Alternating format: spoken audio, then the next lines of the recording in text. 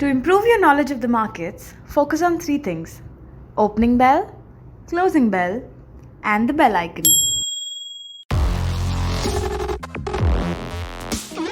Welcome friends to this week's market outlook. सबसे पहले global markets के बारे में बात करूं तो यूएस मार्केट्स में लास्ट वीक हम लोगों ने एक मामूली सी बढ़त देखी। डाउ जोन्स में 0.07%, S&P 500 में 0.19% और नैस्डैक में 0.79% की बढ़त देखी गई। वहीं यूरोपियन मार्केट्स में हम लोगों ने एक सेलिंग प्रेशर देखा। यूरो स्टॉक्स में 0.84%, जर्मनी के डैक्स में 1.09%, ब्रिटेन के फुत्सी में 1.61% और फ्रांस के कैक 40 में 0.22% की गिरावट हम लोगों ने देखी। तो एक तरफ यूएस मार्केट्स में मामूली सी बढ़त देखी गई, वहीं यूरोपियन मार्केट्स में एक सेलिंग प्रेशर हमें देखने को मिला last week. Main market drivers जो थे लास्ट वीक, उसमें एक fear of resurgence of pandemic, वो एक मेजर फैक्टर था। इसके अलावा यूएस प्रेसिडेंशियल इलेक्शंस में अब सिर्फ 3 हफ्ते बचे हैं, तो अब कहीं ना कहीं इन्वेस्टर्स ये भी समझ रहे हैं कि जो सेकेंड स्टिमुलस पैकेज है वो अब डिले होगा, तो उसका भी एक नेगेटिव असर मार्केट्स पे हमें देखने को मिला है और मिल सकता है। एशियन मार्केट्स में चाइना का शंघाई कॉम्पोजिट में 1.96% की एक अच्छी तेजी देखी गई लास्ट वीक। वहीं निक्के में 0.89% की गिरावट रही और इंडियन मार्केट्स में भी, चाहे वो निफ्टी हो या सेंसेक्स हो, उसमें 1.27 से 1.3% की गिरावट हम लोगों ने देखी। और बैंक निफ्टी की बात करूं तो उसमें भी करीब 1.3% की गिरावट हम लोगों ने देखी लास्ट वीक। यदि डोमेस्टिक ट्रिगर पॉइंट्स की बात करूं लास्ट वीक, तो गवर्नमेंट से lower than expected stimulus package वो एक था, और दूसरा जो सुप्रीम कोर्ट में हियरिंग चल रही है मॉरेटोरियम पे, वो केस एडजर्न हुआ, तो उसका भी एक नेगेटिव असर हमें मार्केट्स पे देखने को मिला।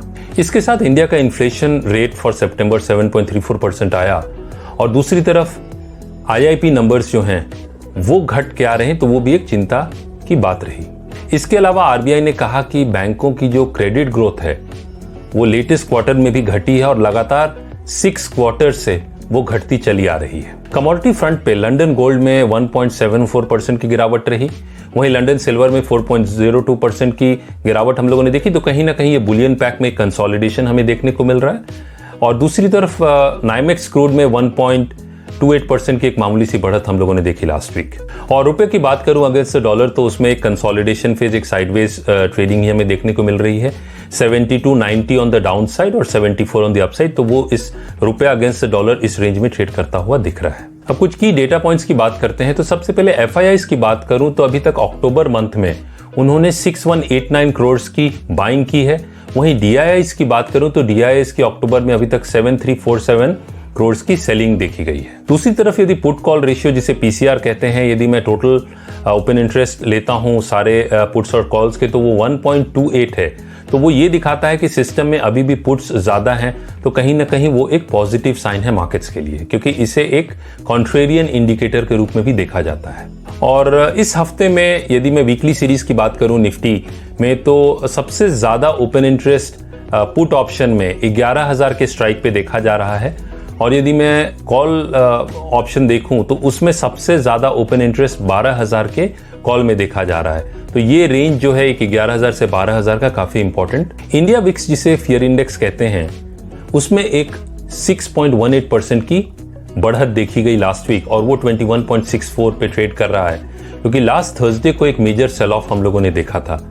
लेकिन अभी भी यदि मैं कहूं तो ओवरऑल जो इंडिया विक्स है वो नॉर्मल रेंज में ट्रेड कर रहा है, तो वो कोई चिंता की कोई खास बात नहीं है। सेक्टर्स की बात करूं तो लास्ट वीक मेटल इंडेक्स ने काफी अच्छा परफॉर्म किया। निफ्टी मेटल इंडेक्स में 3.02% की एक बढ़त देखी गई।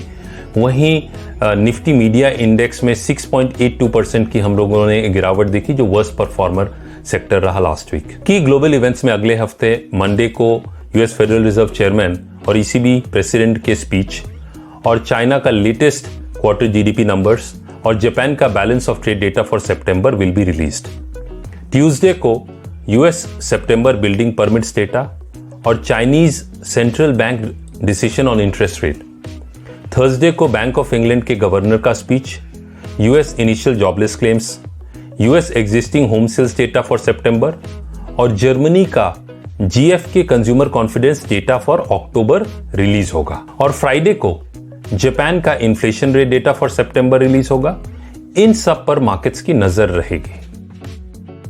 अगले हफ्ते जो की कंपनीज हैं जिनके क्वार्टरली अर्निंग्स रिपोर्ट की जाएंगी। उनमें सबसे पहले over the weekend HDFC bank ने रिपोर्ट की है 18.4% jump in Q2 profits at 7,513 crores with the gross NPA at 1.37%. Monday को ACC, Britannia, HDFC life, Tuesday को हिंदुस्तान यूनिलीवर, वेडनेसडे को Bajaj finance, Bajaj Finserv, Colgate, UltraTech, Thursday को Bajaj auto, Bharti Infratel, Biocon, HDFC AMC, Hexaware और Asian Paints, और Friday को ICICI Lombard, JSW steel, tech Mahindra और Nestle India, इन सब के क्वार्टरली रिजल्ट्स रिलीज होंगे। तो इनका भी असर जो है मार्केट्स पे हमें देखने को मिलेगा। Market outlook next week, market direction जो है नेक्स्ट वीक वो Q2 अर्निंग्स से गाइड होगी। इसके अलावा an end to the moratorium issue, any update from the government on stimulus package और ग्लोबल क्यूज, तो ये जो फैक्टर्स हैं ये मार्केट्स को ड्राइव करेंगे नेक्स्ट वीक। टेक्निकली मार्केट्स जो हैं वो पॉजिटिव हैं, मतलब ओवरऑल ट्रेंड की बात करूं तो वो पॉजिटिव है, अप ट्रेंड है, लेकिन कुछ इंडिकेटर्स जो हैं वो ओवरबॉट जोन में है। इसके अलावा लास्ट थर्सडे के जो हाईज बन गए हैं इंडेक्स के, वो काफी क्रूशियल लेवल्स बन जाते हैं।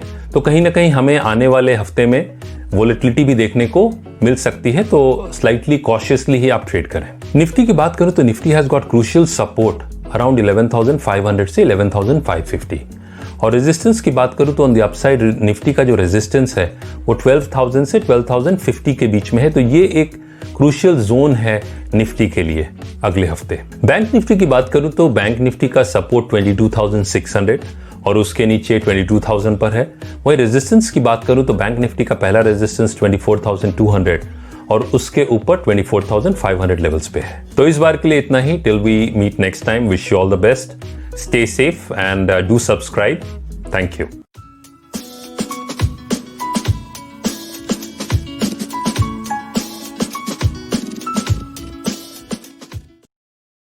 Investments in securities market are subject to market risks. Read all the related documents carefully before investing.